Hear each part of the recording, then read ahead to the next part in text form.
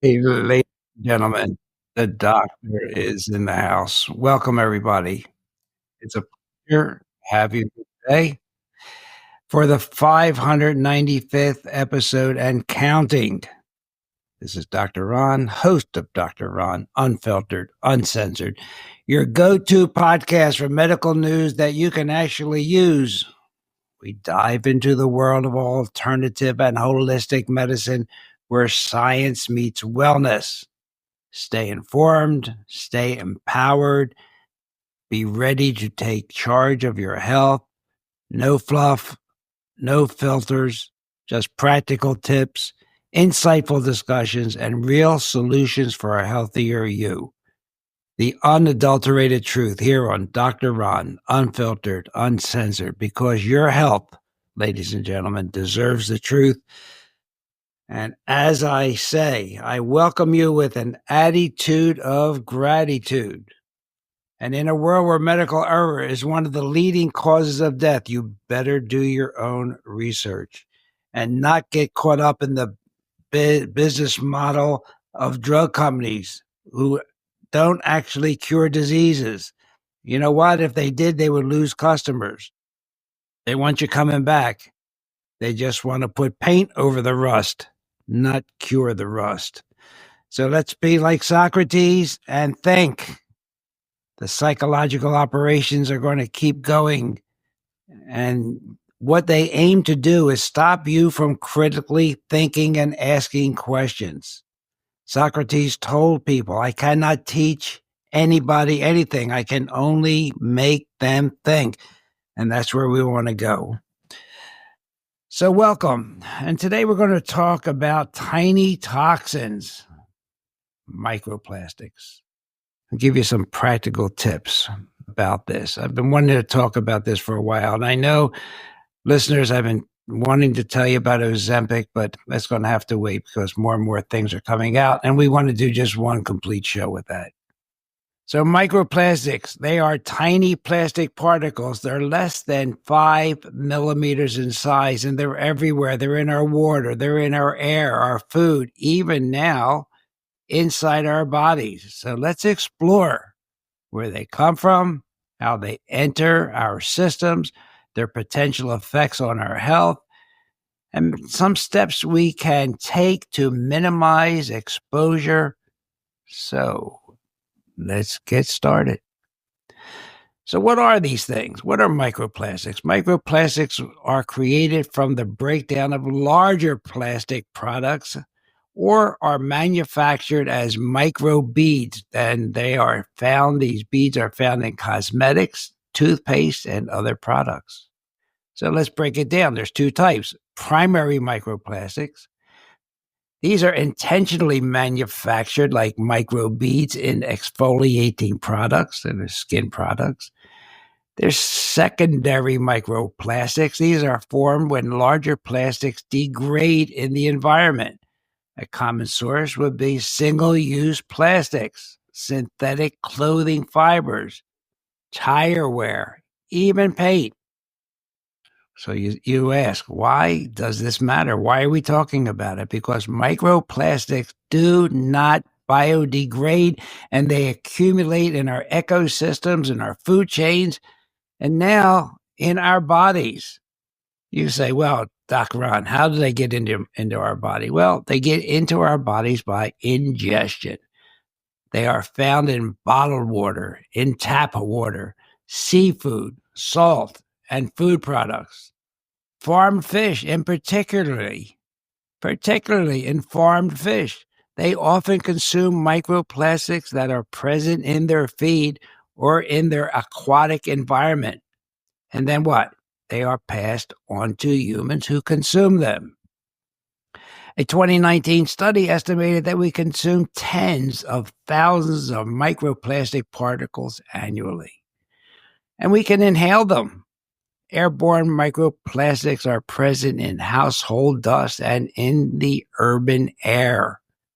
So we can ingest them, we can inhale them, and they can get in through dermal exposure, through our skin. Some studies suggest that microplastic in personal care products might be absorbed through the skin and they are doing more research in that area.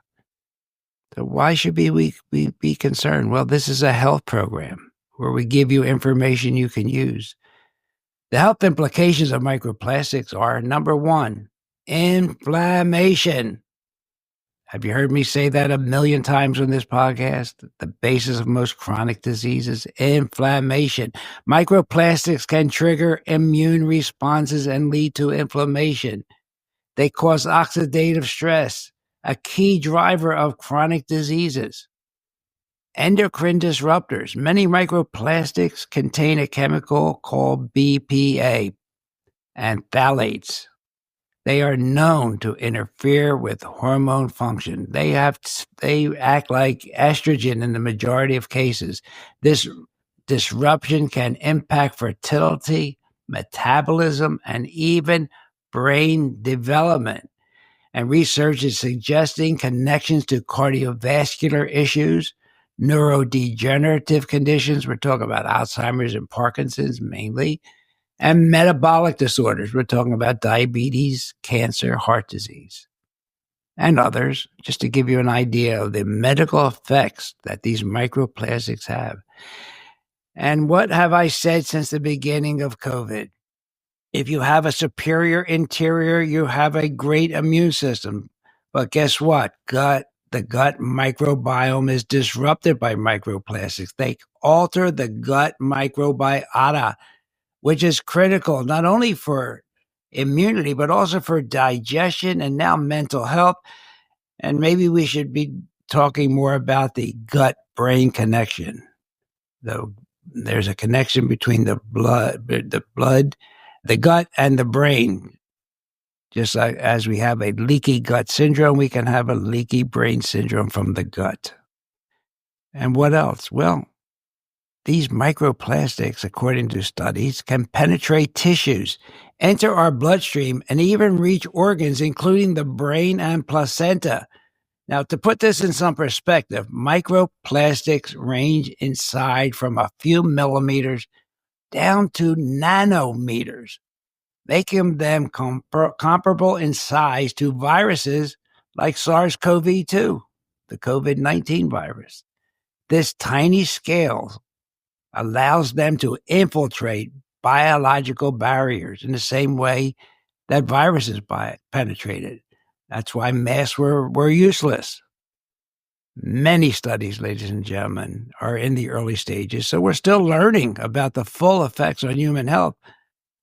Challenges include the difficulty of measuring microplastics in biological tissues and determining safe exposure levels. And we have ongoing research. Now let's just go over to my list of articles. And here's titles from some of the articles. Microplastics found in human brain for the first time. Number 2, alarming discovery. Microplastics in arteries are associated with a 4.5 times higher rate of heart attack, stroke, and death. Study shows inhalation of microplastics found in mass is getting into lung tissue. Farmed fish microplastics. So do people who eat the fish ingest these microplastics? There is an alarming amount of microplastics in farm soils, I'm sorry to say. And I'm sorry to say that microplastics are found in 90% of table salt.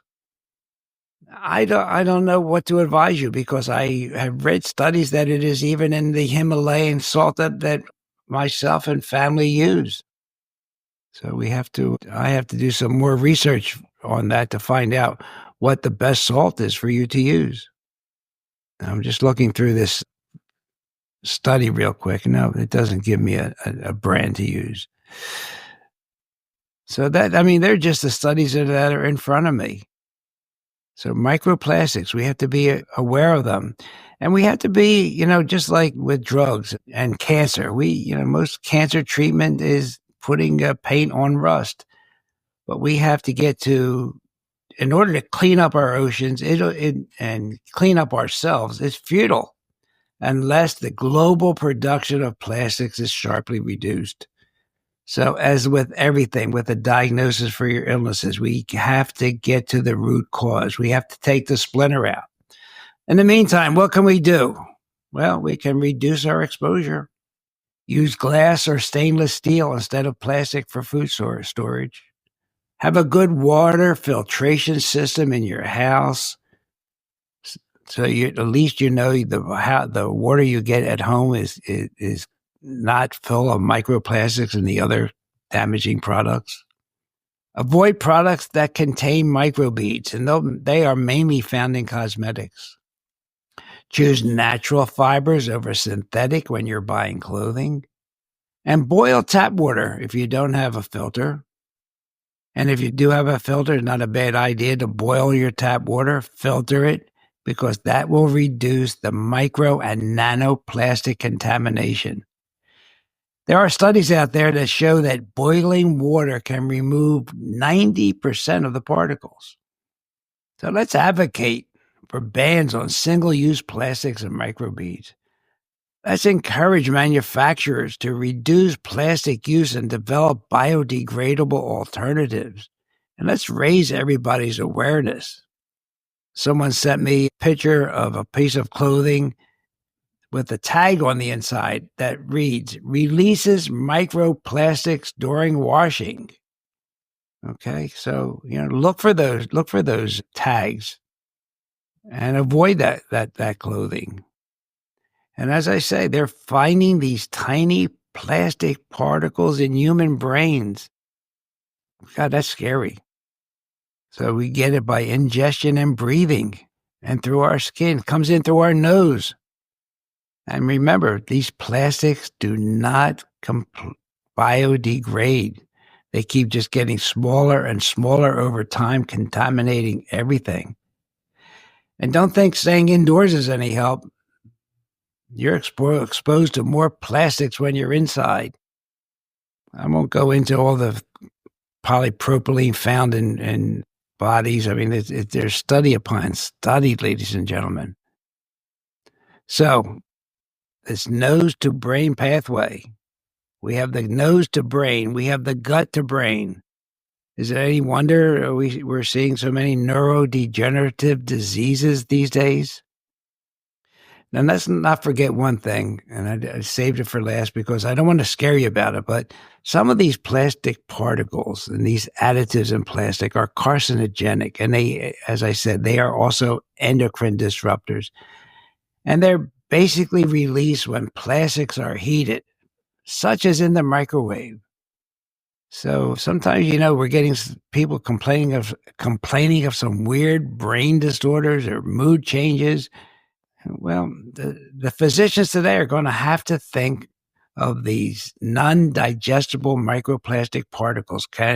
They might be provoking reactions when they get to the brain. So let's limit our use. Let's raise awareness. Let's use natural fibers. Avoid heating plastics. Avoid microwaving food in plastic containers or using plastic wrap in the microwave. So microplastics are an emerging concern, ladies and gentlemen, with potential wide-ranging effects on our health. We have so many things attacking us in our environment. So many things. So we have to control what we can. Research is ongoing, and I'll bring it to you as I find out about it. But there are proactive steps we can take to reduce our exposure, and we can advocate for systemic changes. So thank you. Thank you for joining me on this episode of Dr. Ron, Unfiltered, Uncensored. And stay tuned for more discussions on cutting-edge health topics. And remember to critically think and do not let cognitive dissonance get in your way. Cognitive dissonance is the discomfort we feel when we are confronted with evidence that contradicts the established beliefs.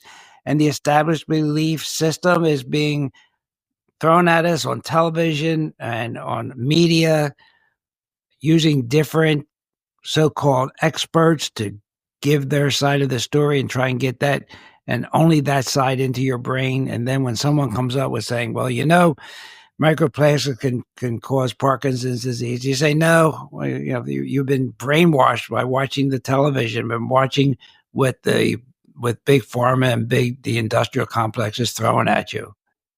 Try not to cling to your own views and avoid your old views, and then that will help you. You will then avoid mental effort to change. I mean, it takes a lot of effort to change.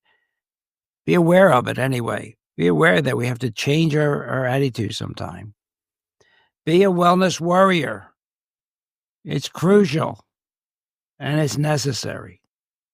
So we have to not be aware to challenge the status quo, scrutinize conventional wisdom, and seek the deeper truths behind wellness practices. So by embracing curiosity and critical thinking, we not only enrich our own journey, but we also pave the way for transformative breakthroughs in holistic health. So with that, ladies and gentlemen, this is Dr. Ron, the host of this program. If you like what you hear, please pass it on. And we will try and keep these podcasts short, sweet, and to the point. And somebody asked me who sings my song today, and that person is Freddie. I don't know whether he wants me to give his last name, but he's the one that recorded the Doctors in the House for me. So with that, we'll have Freddie take us home, and see you next time. Hey everybody, Dr. Ron's finished for today. I hope you got some good wisdom for what the man had to say. If it's all about good health, he's the man you got to see. He has a lot more answers for you. So tune in next week when the doctor is in the house. Or when the doctor is in the house. And let the doctor know what's bothering you. When the doctor is in the house. The doctor is in the house. The doctor is in the house. And let the doctor know what's bothering you. I'm sure he can tell you just what to do. The doctor is in the house. The doctor is in the house. Let the doctor know what's bothering you. When the doctor is in the house.